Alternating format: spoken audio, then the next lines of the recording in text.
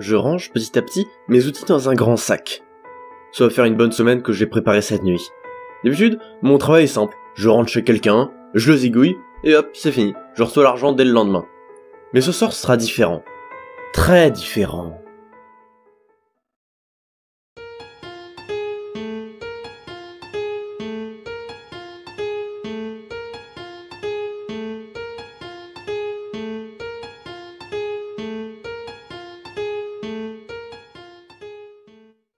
J'arrive enfin à destination. Un vieux squat délabré. Je l'avais repéré depuis pas mal de temps. Je comptais en servir de débarras pour y mettre mes poubelles, mais finalement, il aura une autre utilité. Après avoir cassé la fenêtre, j'atterris dans un salon. Parfait. Je sortis du sac plusieurs autres sacs de sel. J'essaie de m'appliquer en traçant un cercle avec le dit sel. Une fois fait, je place un énorme morceau de chair que j'avais préalablement enduit de soufre. À vrai dire, j'aurais aimé l'attirer avec de la chair humaine, mais je ne sais pas trop pourquoi, mon patron était pas vraiment d'accord. Enfin, ma cible a une préférence pour les enfants, et je crois pas que mon employeur aurait aimé que je sois obligé d'en chercher moi-même. Finalement, une fois que j'ai tout préparé, la nuit était déjà tombée. Mais qu'importe, car ma cible ne se montrera pas avant 3h du matin. Je ne pouvais maintenant que l'attendre, serré à mon fusil. Jusqu'à aujourd'hui, je n'avais jamais tué ce genre de créature. Enfin si, mais le fait d'attendre la nuit et de sentir l'œuf pourri, c'est très stressant. Même si ce n'est pas ma première fois, je ne faisais pas ça tous les jours et je comptais pas le faire. Finalement, sans que je m'en rende compte, elle était arrivée. Elle était totalement nue, et on pouvait voir sur son corps de nombreuses cicatrices et traces de couture, comme si on l'avait démontée puis remontée, comme un jouet. Ses cheveux étaient longs et épais, ils lui arrivaient jusqu'aux pieds. Son regard était vitreux, comme si elle n'était pas consciente. Elle était juste là, sans bouger, ni même respirer. Je me suis rapidement remis debout pour pointer mon fusil vers le monstre, mais rien ne se produisit. Je jetai un coup d'œil rapide sur ma montre pour constater qu'il n'était que 2h59 du matin. Tout s'explique. Mais dans moins de 60 secondes, elle avait quitté cette position pour se ruer vers moi. Ce monstre est un croque-mitaine, mais les gens du coin l'appellent la sorcière. La légende raconte que toutes les nuits sans lune, à 3h pile du matin, elle apparaît pour enlever un enfant. Et malheureusement pour cette créature, elle a enlevé le mauvais enfant. Mon patron avait une fille. Il ne l'avait lâchée des yeux qu'une dizaine de secondes. Quand il se retourna, la sorcière était là. Elle a grippé la petite fille et disparu avec elle. Il ne se fait aucun doute qu'il ne verra plus jamais sa fille. Et c'est tout naturellement qu'il est devenu obsédé par ce monstre. Et aussi qu'il m'ait appelé pour mes services. Les 60 secondes étaient presque écoulées. Plus que 10, 9, 8, 7, 6, je rechargeais mon fusil. 3, 2, 1. Un tir parfait, en plein milieu du visage, mais... La sorcière n'avait rien. La balle lui avait traversé la tête sans même la blesser, et à présent, elle fonçait vers moi. J'esquivais à gauche, mais la sorcière ne se retournit pas. En réalité, ce n'était pas moi qu'elle visait, c'était le morceau de viande. Je m'attendais à ce qu'elle le dévore, mais... Le morceau de viande a juste... disparu.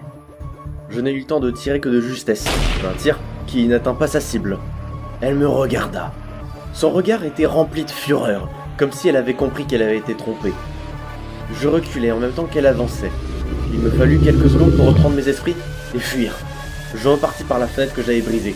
Je courus, aussi loin que mes jambes puissent me le permettre.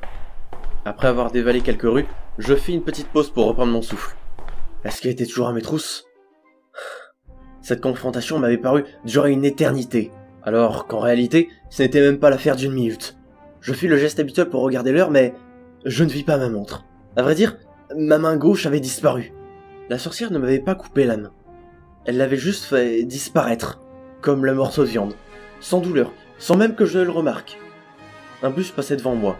Complètement avachi face à la conductrice qui me demandait si j'allais monter, je perçus quelque chose dans son rétroviseur. Une forme humanoïde, qui courait. Sans hésiter plus que ça, je montai dans le bus, sortis mon pistolet pour le pointer contre la tempe de la conductrice pour qu'elle appuie sur le champignon. Mais qu'importe la vitesse du bus, ça ne changeait rien. La sorcière semblait toujours aller plus vite que nous. Mon visage se tordit de colère, une colère qui fut bien vite remplacée par le désespoir. C'est quand j'étais trop préoccupé par la sorcière, et que ma seule main était également occupée, que je me rappelais de ce que je venais de faire. J'étais en train de braquer un bus qui, aux dernières nouvelles, n'était pas vide. À peine m'étais-je rendu compte de mon erreur que je sentis une grande douleur à la nuque, avant de tomber par terre. Je lâchai instantanément mon arme, et je vis derrière moi un grand homme chauve et musclé d'une quarantaine d'années, avant que ma vision se brouille, suivi par mon ouïe. Je pouvais que très vaguement entendre ce que les passagers se disaient, mais ce que je sentais, c'était que le bus perdait petit à petit de la vitesse pour complètement s'arrêter. Merde! Je n'avais pas le temps de me préoccuper de ça, parce que tout le monde qui, jusqu'à maintenant, était bien sage au fond du bus, courait vers la sortie en me marchant dessus au passage. La porte du bus s'ouvrit, quelques personnes sortirent, avant que les premiers cris se firent entendre. Tous ceux qui étaient précédemment sortis revinrent et me remarchèrent dessus au passage. Je sentis quelqu'un me tirer par les jambes pour m'attirer vers l'arrière du bus. C'était l'homme qui m'avait assommé. Il m'aidait à me relever, il avait sûrement compris la raison de mes agissements. La sorcière posa un pied dans le bus. Elle attendit quelques secondes avant de montrer son horrible visage à tous les passagers. Moi, je commençais à reprendre petit à petit conscience. Nous étions 6 à nous serrer à l'arrière. La sorcière fut accueillie par des tirs de pistolet. C'était la conductrice, une femme un peu ronde qui l'avait récupérée quand je l'avais lâchée. Des tirs qui restèrent sans effet, comme mes premières offensives. Le monstre semblait intangible.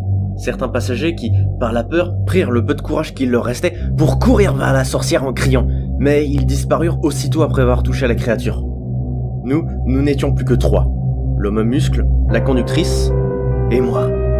Je sentais mon heure arriver, quand l'homme serra les poings pour briser la vitre de la porte arrière et me lancer à travers.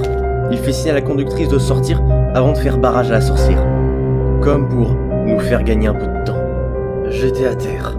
Étrangement, la sorcière s'arrêta quelques secondes, comme étonnée de l'esprit de sacrifice d'un homme qui aurait sans doute pu réussir à fuir sans nous. Quelques secondes seulement. Il disparut, sans un cri. La conductrice aussi, elle, restait sans voix, contrairement à tous les autres défunts passagers.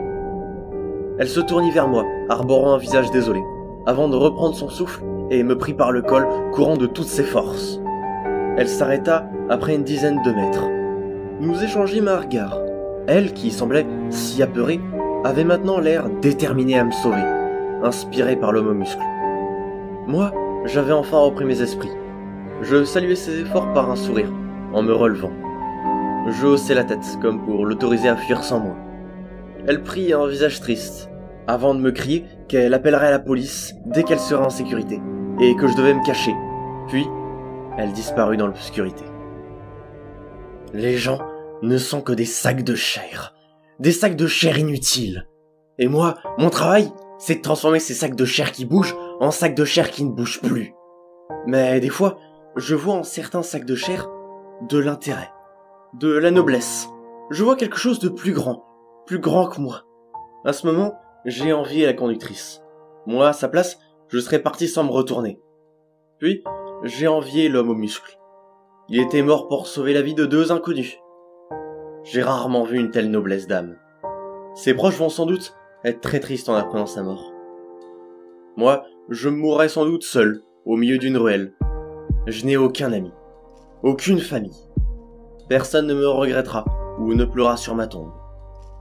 Tiens, la sorcière était déjà là, marchant calmement vers moi, arborant un grand sourire de vainqueur. C'était pas mon genre d'avoir ce genre de pensée, mais bon, j'imagine que c'est celle qu'on doit avoir avant de mourir. Je souris, puis me mis en marche vers la sorcière. Vers ma mort. Nous nous arrêtîmes à quelques mètres l'un de l'autre. Nous échangions un dernier regard. Elle semblait satisfaite de la situation. Moi, je semblais résigné à mourir. Je n'étais même pas en contact avec elle, mais je commençais déjà à disparaître. La moitié de mon visage avait disparu et mon bras droit aussi. Mais non, je ne me résignerai jamais. Je suis le dévivanteur, je suis au-dessus des êtres humains. Je ne suis pas de ceux qui se sacrifient pour les autres. Je suis celui qui tue, celui qui gagne. Dans une tentative désespérée, je m'élançai vers mon opposante pour lui asséner un coup de poing en pleine tête. Un coup qui réussit. La sorcière tomba et quelques gouttes de sang sortirent de son nez. Je l'avais frappée, je n'avais même plus de main pour ça. C'est impossible.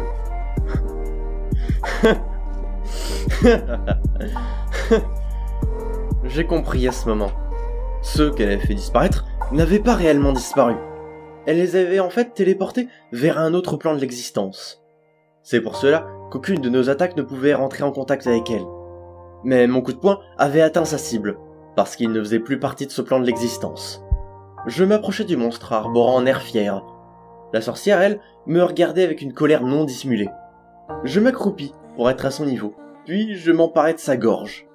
Je commençais doucement, puis je mis petit à petit plus de force dans mes mains.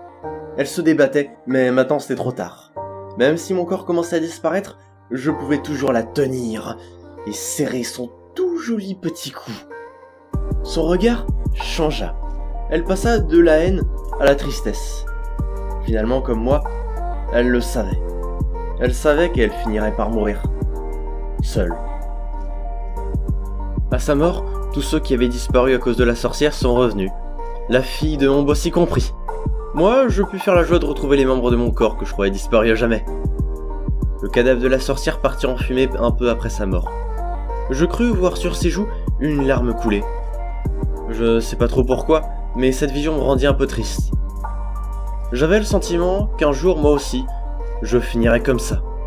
Je mourrais seul, sans personne pour me regretter. Mais qu'importe. Je me demande quels autres monstres je pourrais tuer à l'avenir. Je ne me suis jamais senti aussi vivant depuis longtemps. Peut-être que, comme ça, des gens pourraient se sentir tristes à ma mort, voire me regretter. Peut-être que j'aurais des amis, une famille, des enfants. Finalement, c'est pas déplaisant d'être un héros.